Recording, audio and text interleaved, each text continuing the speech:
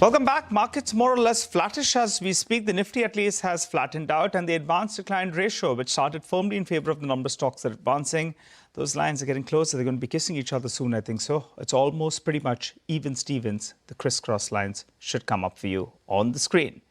But this is Corporate Radar, so let's invite our next corporate on the show. We have Mastech. They announced their fourth quarter's numbers, which beat estimates, although margins were a little bit under pressure. But what's the way ahead? Mr. Desai, the Vice Chairman and the Managing Director at Mastech, joins us on the show. Hi, Mr. Desai. Good morning. Good to see you in, as always. Thanks a lot for joining in. Well, let's talk about business, how things are shaping up. NHS revenue first. What was the contribution in FY25? And what's it going to look like in FY26? See, revenue growth, as you know, for FY25 has been around 14% year on year. That means annual revenue growth, Nigeria. So the whole thing was, this is much better than industry, as you know. Industry did grow much lesser than that. Mr. But even amongst... Mr. Desai, I was asking, what is the NHS contribution in the past year? We don't have a contribution like that, each customer-wise. But healthcare together account for a fairly large percentage, close to 20%. And that includes, of course, NHS and other US healthcare providers that we work with. And that's a focus area that we have. It is next to our government and education sector. Got it. All right. Just to get some more color on NHS, it's been around 3 months since NHS was abolished. Any spending cuts that you've observed? No. In fact, in NHS, we have been very happy that some of our old projects, Nigel, which were actually under some kind of suspense due to a lot of changes that were happening over the last 2 years, which did affect us, as you know, have now started moving ahead. And we are booking orders as we speak. So we have not seen much impact, if you look at it that way, from these changes in NHS, because there's an existing commitment that NHS has made in terms of our backlog, in terms of the work that we do, and more work that they want to do. Okay. All right. Got that. Give us a broad idea, sir, qualitatively at least, how quarter one has been so far. Now, in quarter four, there was plenty of uncertainty, right? Yet you grew by 2.9% quarter on quarter, which is street light quite a bit. Many other of your peers, they reported a decline. So as things stand in quarter one, how are things panning out?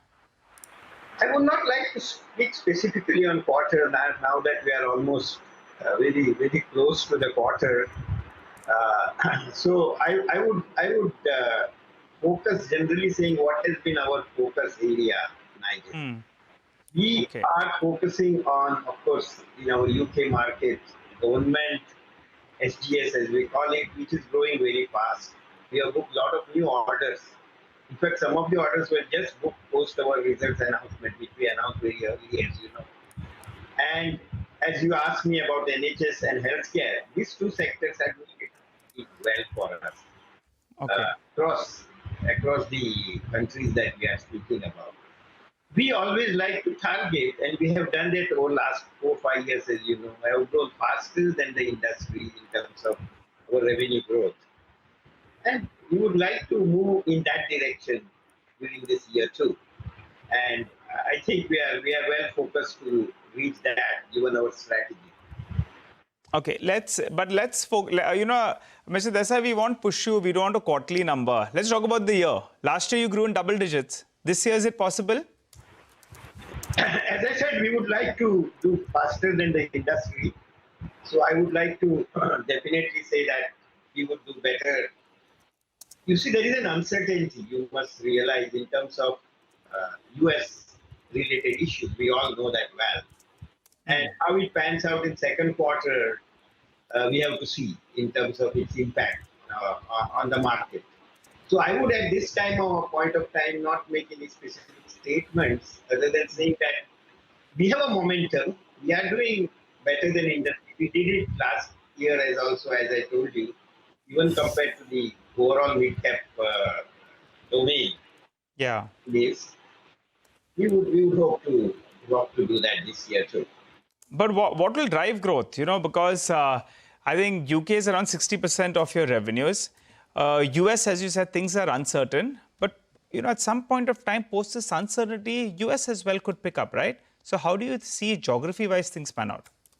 See, we have invested substantially in the tomorrow's technology. That's point one, which is about AI and data internally in terms of improving productivity and externally in terms of acquiring a company that we acquired, which focused on data particularly.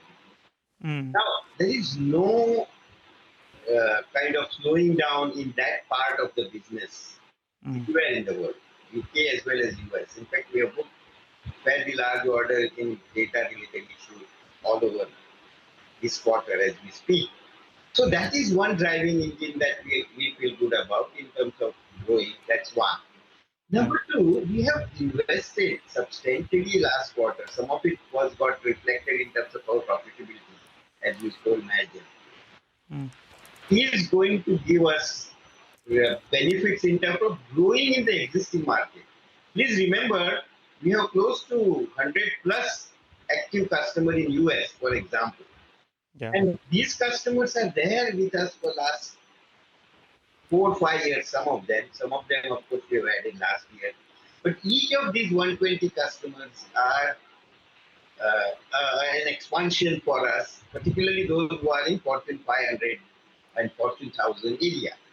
And given our focus, particularly in healthcare and data and AI, that we are training people, we have trained almost 70-80% on AI.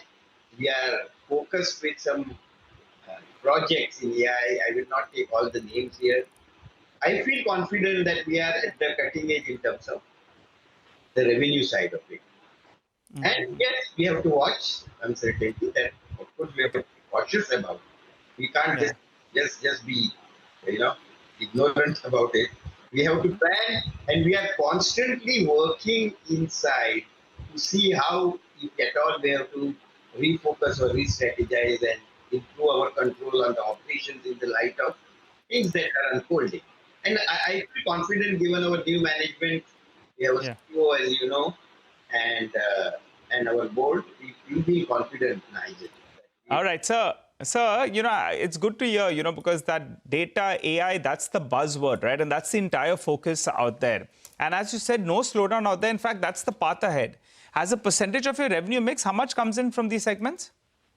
See, presently it is below 10% as a data. And we feel that that is, again, a kind of indicator for us in terms of much more that we can do. And that, as I said, is a growth engine, and we feel confident that we can do that. Okay, and as both these two verticals scale up as well, I understand that they are margin dilutive, at least in the near term. But still, you're confident that margins will improve this year to the 17 to 19%? We don't want to make exact statement. That is a direction that we are moving. We want to move back to that number that we had, and last year has not been high in terms of that number, but we have spent that time in investing, and this year also obviously we would like to invest in future, but we would definitely like to improve what we have done over last year. That we are very confident as an overall year, because there has been a focus on improving profitability in house. We have task forces, we have top management working on specific areas. So I'm very confident that we will do better in terms of profitability than last year's number and move towards the number that you are talking. But Mr. Desai, we can't let you go at that. At least margin band 17 to 19% is an aspiration? Yes, of course it is an aspiration. Got it. Of course all right. And we would like to achieve as close to as possible. But as I said, we are moving in that direction, and we would like to do better than what we promised. All right, 17 to 19%. When you join us at the end of quarter one numbers, maybe we'll push you a little bit more. Lower end of the... I said not 19%. not right now, sir. Not right now. 19%. I said we are moving in that direction. and we would like to see whether we can reach that band as soon as possible for the whole year. I don't want to make any prediction on this quarter, right? Okay. I'm talking of the whole year. Okay, all right. And cash of 600 crores in your kitty, it helps at these kind of times. Sure. What do you plan on doing with it? See, as of now, we would like to digest the acquisitions that we have done, Nigel. As you know, we have done 4 big acquisitions over the last 5-6 years. And we are just taking a halt right now and looking at what we can do moving forward. We, of course, have to look at our cash flow and see how we can utilize it the best. But as I always said, we are open, but at the same time, we are not accelerating. We are focusing on our existing operations and how we can move it ahead.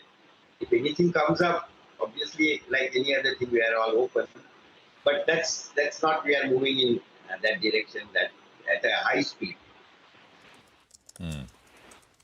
All right, Mr. Desai, we appreciate you joining in. Thanks a lot for giving us some color. And at the end of quarter 1, maybe we'll press you a little bit more for numbers. But as you said, situation's a little bit uncertain out there. You're optimistic on outbeating the industry with regard to growth. Your aspiration is to improve margins, and you're sitting on some cash as well in your books. Thanks a lot, sir, for joining in. Absolutely. And interesting conversation there. By the way, markets, of course, are absolutely flat. 24,000.